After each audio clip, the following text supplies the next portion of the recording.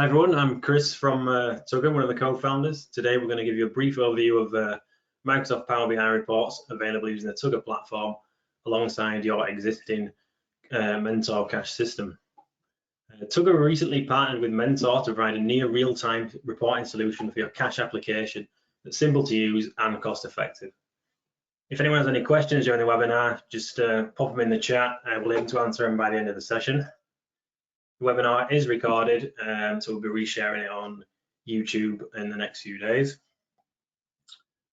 I'd just like to give a thanks to Paul and Ross at Mentor for helping to organise this as well. This is our first Tugger cache webinar.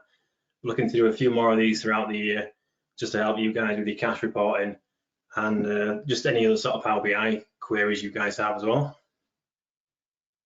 Today we won't be discussing the setup process of Tugger, but if anyone does want to know how to set it up, we will potentially do it at the end of this session if enough people want to know how. We will sort of do a quick walkthrough. Alternatively, you can register at tuggerapp.com and there are all the files there that you need to download, all the reports, etc. available now via the website. And just a quick update for existing Tugger users. Yeah, you're pleased to know we've got a new release of the Tugger application out. We released this last night. This has got some improved sort of tugging speed, about 30–40%, so your data will be refreshed much quicker than it was previously. We've also got two new extra tables, job costing direct costs and job costing product costs. We've also added sales historical data, which you can use or not use. It's an optional flag, that one, so if you want to do any sort of historical sales reporting. It's probably worth noting as well at this point that we work with Mentor and the cache user base to constantly update the reports and the feed that you guys get. We listen to the user base and take on your requests. Anything that's sort of a suitable request, we will put into a roadmap and put them in future releases. So besides having a cache system and sign up to the Tugger platform, the only additional license you'll need is a Microsoft Power BI license. Now it's similar to if you use Office 365, it's a per user license. So if you've got 5 people that want to view the reports, it'd be 5 times the license, etc. These come in at the start of $9.99 for the basic license, which gives you 8 refreshes of your data set a day, which to be fair is more than most people want anyway. You can upgrade that to a $20 one, which gives you about 48 refreshes a day, and it keeps going up to like silly money, but most people don't really need those sort of licenses. Now, you don't actually need a Power BI license if you choose not to use Power BI. This obviously webinar is about Power BI, so we're going to sort of focus on that. But if you wanted to go down the Tableau route or Microsoft Excel, you can just plug straight Tugger into that. But obviously, you won't get the templated reports that we have at the moment. And one final note before we kick off the reports is the data is dummy data supplied courtesy of Mentor. So some of it's pretty old and a bit rubbish, but it'll hopefully give you an idea of the reports and what they can do. Also, like I said, if you sign up to Tugger, you get a 14-day free trial, so you can actually view your own data without actually signing up to the monthly subscription. Right, off we go. So this is my Microsoft Power BI workspace for cache when it loads up. So we've got a tactile Tugger cache demo workspace here. So we've got 4 key reports. We've got the calls, the jobs, the sales, and the stock report. We'll drill into the calls report first.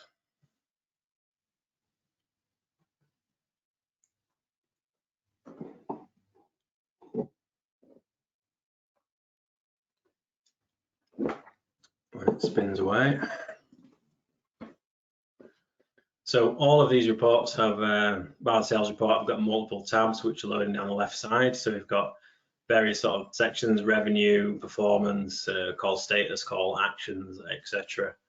All the reports are fully filterable and interactive. So for example, if I wanted to view whatever I wanted to see, call type of, let's say, customer query or general maintenance, I just select that there. Everything will filter through to the reports below. It does a little spin, so I can now see that by a particular section.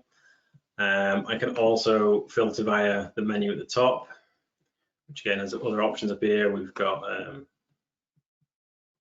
Oops. We've got engineer, customer engineer, company, etc. So if I date range, if I slide that along, below will change. We've got an option up here as well to pop in your logo.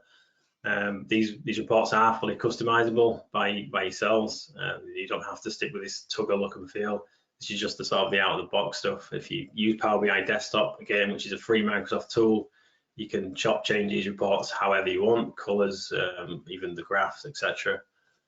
So I'll switch back to showing all my call types for now. So I want to say, I want to see my contract completed calls revenue by site. But show me by site, but I actually want to see it by engineering area. So I can switch that over there. I can see by clicking onto this again, I can click everything is interactive. So I want to see everything in my revenue there by the Midlands. So I can see I've got 11.3K there. I can click onto multiple at the same time as well if I want to see South, Midlands, the North, etc.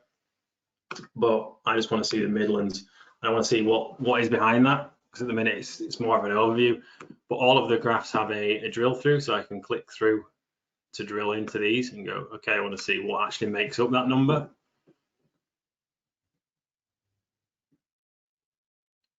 So I can see, yeah, everything's pulled through from the filters. My 11.3 there, total cost, my margin showing at the top.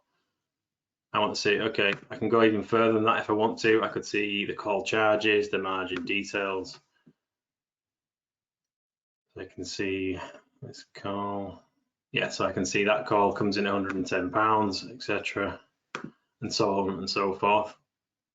Like I say, all this data you can drill into and dissect, and you can see what builds up these graphs behind them. On the call revenue tab, similar to the overall revenue tab, you've got it broken down by area, customer, engineer, etc. So you can start to say, well, which engineer is actually, bringing me a decent revenue. We're showing obviously the material cost, the employed labour. Again, different filters on different tabs depending on what those are. So we've obviously got site status on here as well. Again, we can switch these to engineering, area, site, etc. And again, if you want to drill through into any of this and see why this engineer is, he's doing a lot of employed labour costs, I can drill into that. Performance. We start looking at the first time fixed rate stuff on here, so you could be looking at, well, we've got a first time fixed rate that's it was high up here, but now it's gone down and now it's back up again. And you can be drilling into why is that? Is it because we've got a new customer on board? Is it is it one of the engineers? I can drill into that and say, well, is it an engineer that's has come on board? Is something going wrong? Service desk tab.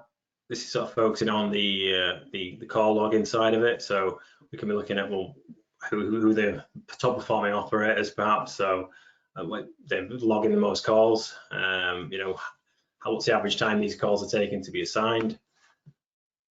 We can look at calls by date. We can shorten like the date range up here. Obviously, I've got a pretty wide data set on here, but if you filter it down to like day, week, month, year, you could be sort of saying, well, we're handling a lot of calls at a particular time. Is there a reason for it? Is it customer X, Y, Z, whatever that's causing this? Is it even a particular area, a particular site, etc.?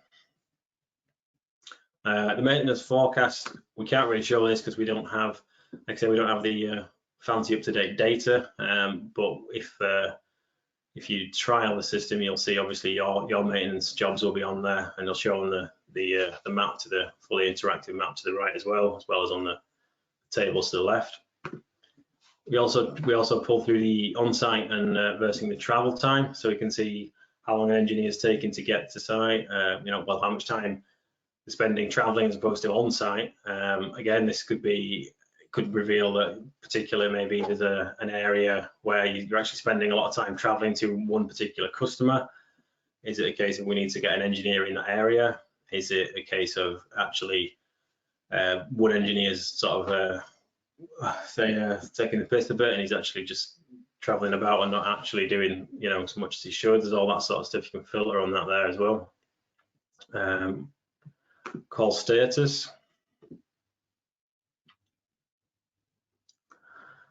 So on here we have the calls completed by site, the call status, the engineer call status. I'll drop this date range down to bring that graph in.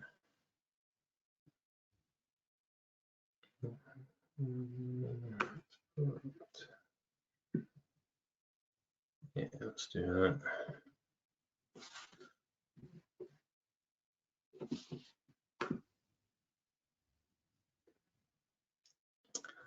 So I can see on here like what the status of the jobs are, the calls are. Sorry, so I can see I've got some here that need further action. You can click onto that. You can click onto the guy down here as well if you want to. Again, like I say, everything is fully interactive on here. So if I click on further action, it will filter through, and we'll see Power BI does its little whirling away. I can see, okay, this client here has got sorry, this site here is, we've got further action required. Again, we can switch that to by customer. We can see the engineer as well. So we can, again, it's just keeping that overall track of what's going on in a nice, easy way. We'll switch that back out. I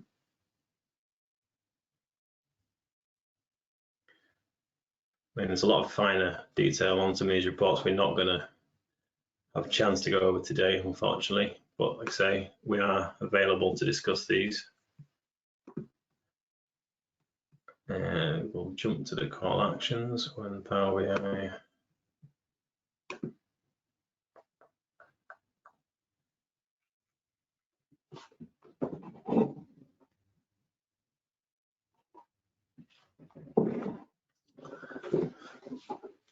So again, call actions, number of charts in here. So we've got call actions by site, incomplete, and revisit. So this is where you sort of seeing, well, which engineers are doing, second time, going to second visits, third, fourth visits, etc. We can click into that.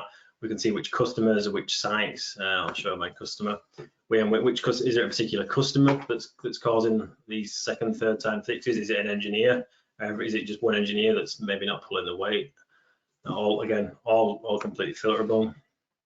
So I can click onto there. We can see, okay, to be limited has click into that. We can see over here we've got second visits 3 on there. Again, we can drill into that. We can see what those calls are, etc. The final tab on the calls report is the margins report, which has margin by area, customer, engineer. Just spinning away there, 2 seconds. So yeah, so we can keep track of our margins. We can see obviously we're making a a loss on materials here, etc. A loss of materials here. To track over time, we can track it by engineer, customer, area, etc. I will jump back into any other reports now. We'll look at the jobs report.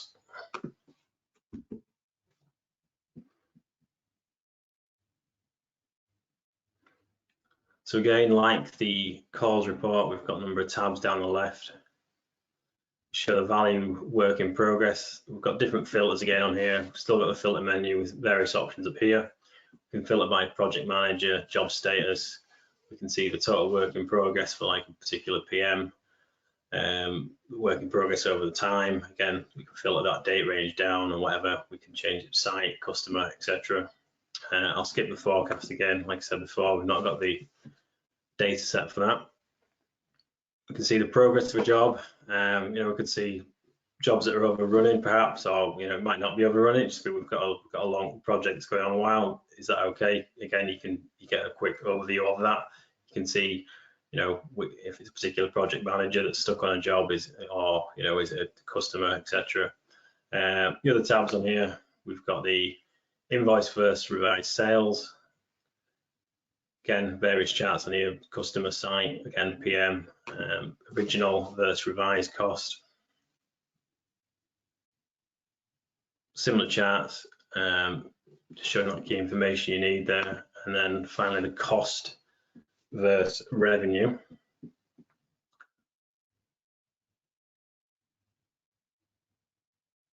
Yeah, so we can see, yeah, actual revenue on that one. I'll jump to the next one, which is the sales. This is a bit of a one-hit dashboard of the sort of general sales overview. So all this sort of screen is handled by the filters rather than tabs. So we can quickly switch to say, okay, I want to see it via the count of sales inquiries rather than the value of those sales inquiries. So you can see the number of inquiries coming in by a customer, who's my top performing sales individual, you know, the number of actual inquiries that have turned to actual work. We've got inquiry types. We can again filter on these to say, do I want to view open only, closed, rating, company, all that sort of stuff. And the last report we'll quickly show is the stock report. Now this one is just basically for giving you that overview of, you know, where is my stock? Have I got, you know, have I got enough stock? It's just keeping that track of the stock movement, etc. Again, all fully functioning, like you can filter all the whole lot. Again, various things. There's a bit of a product search in here because obviously stock can be, you know, you've got this huge number, so rather than a drop down list, you can just do a little search in there as well. Like I say, we track stock movement, keeping a track of all that stuff over the time, location, etc., etc.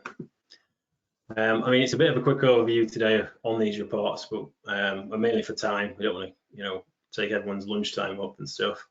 So I'm going to hand over to Craig, who's going to just sort of give you a few more Power BI tips as well. Hi guys, thanks for that, Chris. I'm just going to take over screen and I'm just going to share, which I believe you guys can now see. There you go. So you guys should be able to see Power BI on my screen now. So I'm just going to show you one or two features within Power BI that may not necessarily be obvious, or you might just want to know how to do them. Firstly, you've obviously got this menu across the top here. So in terms of this report, if I want to kind of export that into a PDF document or a PowerPoint document, and then I want to email that to somebody, I can do that quite easily by clicking on the export link at the top. You've also got the ability to analyze the data further in Excel if you really want to do that. It's relatively straightforward to do. Again, if you want to actually share an actual link to the report with somebody in your organization, you can do that by simply clicking on the share link here. And here you've got options of copying the link. You can send it via email. You can send it via Teams as well. So if you're using Teams a lot, you can do that. It's worth mentioning as well that you can actually do a lot of Power BI stuff inside Teams. So if you're a big Teams user, that might be worthwhile for you guys. There is a Get Insights button here. I'm not going to go into that because that's more for the premium Power BI users. That's slightly more expensive than a normal Power BI license. It's sort of double the price. But if you have that license, you do click on that, then it'll look at your data here, and then it'll pop up a load of different graphs as well. So if you do want to get more information out of it than what you can actually see here, and you want Power BI to do its analysis in the background and work out some other trends and things like that, you know, you can upgrade to that feature and use that as well. Now, another great feature of Power BI is knowing actually who's looking at your reports.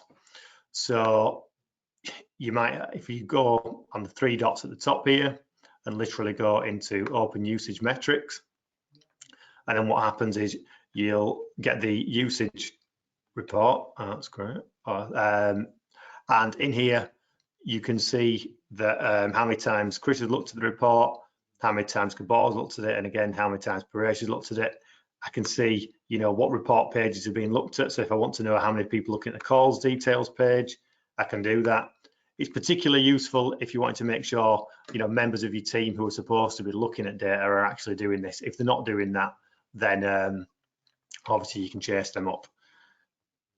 Again, if I just move my way back into the workspace, and if I just open up one of the reports again now, one of the great features of Power BI is that you can create your own dashboards. We get asked this loads and loads of times to say, oh, you know, I've got this graph here, but I've got graphs on other reports, but I want to see them all in one place just so that I can look at them whenever I want. And that's a relatively easy thing to do. If you hover over one of these graphs, you'll see that in a second, you'll see this little menu appear here. And all you need to do to pin this particular chart to a dashboard is click on the pin button. And what will appear will be a dialog here. If you've already set up some dashboards, it'll ask you if you want to tag it to an existing one. You can see I've already created one here. Or we can send it to a new dashboard and give it a name and do that. And you can just keep pinning away until you've got all your elements on one dashboard. I'm just going to go and jump to a dashboard that I put together earlier. So just to mention as well, all your dashboards will appear in with your reports as well. So if I go into this dashboard, I can see I've got various stuff showing on here. Now, in terms of these things, if I want to go and see the report this came from, it's quite simple. I right click, I click on the dot, I click on it, and then it'll just take me straight through to that particular report. I'm just going to jump back. I'm not going to wait for that report to load. So on these particular graphs, I can now, if you look, I've got two charts, two up here. These ones have got numbers on them. Anything that's got a number, they call it a card value, and these card values can be tracked. So if I want to know how many times deadlines have been missed by calls, if that deadline is going above, say, 100, and I want to be notified about that, I can set up an alert to manage that. That's simply by clicking on the three dots, and then you have this option here that you should click on to manage alerts, and then you'll get this dialog that appears on the right hand side. Very simple to set up an alert. Just click on the add alert rule button, and then if it's already given me some titles, but I can change that out as to whatever it is. Again, like I said, if I wanted to change that to, if that gets to 100, then I can set that in there. You can also set below values. So if you're tracking revenue or you're tracking number of sales and you want to track if they drop, again, you can set those sort of alerts up as well. You've got options of how often you're going to be notified, whether that's every 24 hours, you know, if you just want it to be once every hour. And you've also got the option as to whether that comes via email as well. If you don't have it coming via email, you always get the notifications appear in the menu bar at the top. You'll see these appear up here once you've got some notifications. The other great thing about the dashboards is how they look on mobile devices as well. If you're not aware, you can download the Power BI app on your phone, and within that app, you can access your reports. You basically log in with your Office 365 or your Power BI account to get into that. But in terms of how they sort of look and feel, if we click on the edit here, I've got two options. I've got the dashboard theme layout and the mobile layout. And if I click on the mobile layout, I can then see what this is now looking like on a mobile phone. I can scroll up and down, see what's on there. If I want that to be moved to the top, I can do that. If I want these card values to be side by side, I can easily do that. I can just shrink them down and pop them on side by side, and then they will appear side by side. It doesn't help that I've got them the wrong side. Just get them back. You can pop them side by side, just expand that out to the size you want. So that's relatively straight to do that. Again, just to switch back to the web layout, just simply click up there to do that. And again, as I did that with the mobile layout, you can lay them out on here as well. So if I want that down there and I want that up there, and I want to move them around, I can do all that stuff as well. One other great thing is that you can add comments to stuff as well. So if, you know, I can see this deadline's now at 75, I'm not happy with that. There's, you know, a member of the team that I know can deal with that. I can click on those three dots and I can add a comment. You can do this on the normal reports as well. The add in the comments, you don't just have to do it from the dashboard. I just click on add comment. And if I want to say, you know, why has this come to this? Why is this now this figure? And I can tag somebody in that so that they will get a notification. And if I start typing Chris, he'll appear in the list. and then I just post that, and that message will appear there. He'll then get a notification, and he'll also get an email. So if you know, like I say, he can then jump on that, come back to us, explain why that number's now at that sort of figure.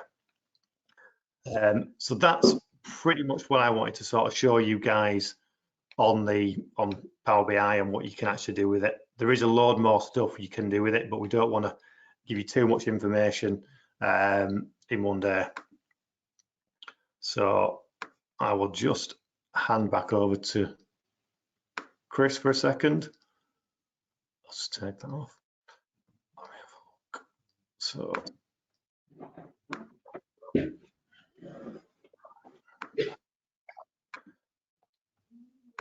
let's hand that back over to Chris.